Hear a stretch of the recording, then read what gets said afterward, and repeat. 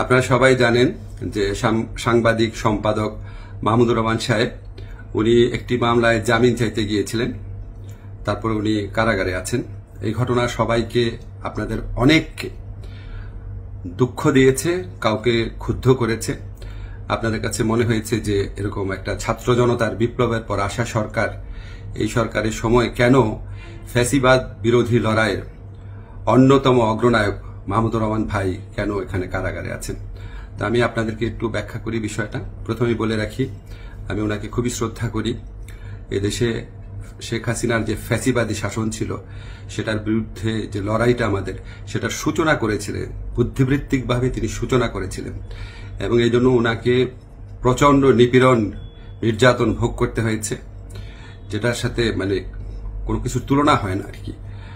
তো উনাকে একটা অবিশ্বাস্য একটা চরম ভুয়া মামলায় ওনাকে ফ্যাসিস্ট শেখ হাসিনা সরকার ওনাকে শাস্তি দিয়েছিল। ট্রায়াল ইন অ্যাবসেন্সিয়া হয়েছিল, ওনার অবর্তমানে শাস্তি দিয়েছিল। অবিশ্বাস্য মামলা একটা, এবং এই মামলার মেরিট নিয়েও প্রশ্ন তোলা যেতে পারে, কিন্তু এই বিচার কার্যটা সম্পন্ন হয়ে গিয়েছিল এবং ওনাকে শাস্তি দেওয়া অলরেডি হয়ে গিয়েছিল। তো উনি যখন এখানে আপনার বাংলাদেশে আসলেন, আসার আগে কিছুদিন আগে ওনার স্ত্রী, আমাদের শ্রদ্ধেয় ভাবি, ওনার বিরুদ্ধেও একটা অত্যন্ত অগ্রহণযোগ্য ভিত্তিহীন মামলা করা হয়েছিল। তো উনি সেই মামলাতে সাজা স্থগিত করে আপিল করার জন্য আবেদন করেছিলেন। এই আবেদন কিন্তু আইন মন্ত্রণালয় অথবা আমার কাছে আসে না, এটা যায় স্বরাষ্ট্র মন্ত্রণালয়ের কাছে। স্বরাষ্ট্র মন্ত্রণালয় যখন আমাদের অভিমত চেয়েছে, আমরা ইতিবাচকভাবে এটা দেখার জন্য জোর সুপারিশ করেছি। আমাদের এই সুপারিশের ভিত্তিতে মাহমুদুর রহমান ভাইয়ের স্ত্রীর সাজা স্থগিত করে ওনাকে আপিল করার সুযোগ দেওয়া হয়। মাহমুদুর রহমান ভাই যেই মামলায় শাস্তি পেয়ে আজকে জেলে আছেন, এক্স্যাক্টলি এই মামলায় আরেকজন বরেন্দ্র সাংবাদিক শফিক রহমান, উনারও সাজা হয়েছিল। উনি ঠিক একইভাবে মাহমুদুর রহমান সাহেবের যে স্ত্রী আছে, উনি যেমন আবেদন করেছিলেন যে সাজা স্থগিত রেখে আপিল করার জন্য, উনি একইভাবে সেই আবেদন করেছিলেন। আমাদের আইন মন্ত্রণালয়ের মতামতের ভিত্তিতে শফিক রহমান সাহেবেরও সাজা স্থগিত করে ওনাকে মুক্ত মানুষ হিসাবে আপিল করার জন্য যে ওনার যে আবেদনটা ছিল সেটা অ্যাপ্রুভ করা হয়। মাহমুদুর রহমান ভাই এটা করেন নাই। আপনারা সবাই জানেন উনার অত্যন্ত স্ট্রং আত্মসম্মান বোধ, উনি খুব দৃঢ়চেতা মানুষ, খুবই দৃঢ়চেতা মানুষ, প্রচন্ড দেশপ্রেমিক মানুষ।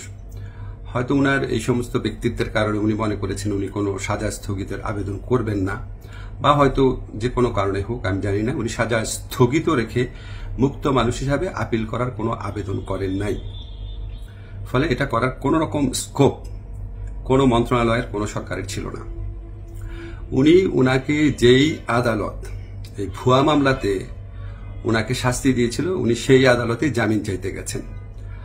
আমাদের ফৌজদারি কার্যবিধিতে আছে, যদি কোনো আদালত কাউকে 1 বছরের বেশি শাস্তি দেয়, ফৌজদারি মামলা যদি 1 বছরের বেশি শাস্তি দেয়, তাহলে সেই আদালত দোষী সাব্যস্ত ব্যক্তিকে জামিন দিতে পারবে না, জাস্ট পারবে না, কোনো স্কোপ নাই।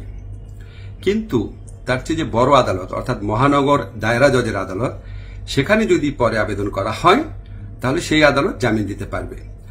মাহমুদুর রহমান ভাইয়ের আইনজীবী যাতে মহানগর দায়রা জজের কোর্টে জামিনের আবেদন করতে পারেন, সেই জন্য রায় যেদিন হয়েছে ঠিক সেদিনই অত্যন্ত দ্রুততার সাথে ওনাকে সকল কাগজপত্র, রায় আদেশের কপি সহ পৌঁছে দেওয়া হয়েছে। আজকে আমি যখন আপনাদের সাথে কথা বলছি, আজকে হচ্ছে বুধবার, উনি যে কোনো কারণেই হোক উনি জামিনের আবেদন এখনো করেন নাই। জামিনের আবেদনটা করলে ওই আদালতের জামিন দেওয়ার এখতিয়ার আছে এবং ওনার জামিন পাওয়ার পথ প্রশস্ত হবে। উনি মুক্তভাবে ওনার যে দেশপ্রেম থেকে, দায়িত্ববোধ থেকে, উনি ওনার সাংবাদিক হোক বা বুদ্ধিজীবী হোক বা ওপিনিয়ন মেকার হোক, উনি ওনার ভূমিকা পালন করতে পারবেন অচিরেই, সে প্রত্যাশা করছি। আমি শুধু আপনাদেরকে একটা জিনিস একটু বুঝার জন্য অনুরোধ করছি।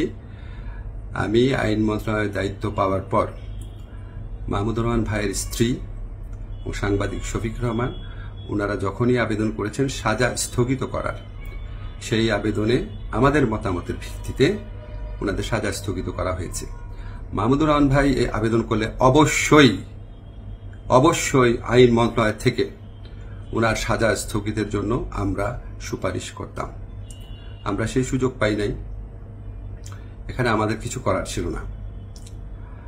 আমরা মনে করি যে মাহমুদুর রহমান ভাই উনি যত তাড়াতাড়ি, আমরা বলতে আমি নিজের কথা বলছি, যত তাড়াতাড়ি মুক্ত হয়ে আমাদের এই দেশ করার যুদ্ধে উনার জায়গা থেকে নেতৃত্ব দিবেন, তত এটা দেশের জন্য মঙ্গলজনক। আমি আশা করব খুব দ্রুত উনার জামিনের আবেদন করা হবে, যাতে উনার জামিনের পথ প্রশস্ত হয়।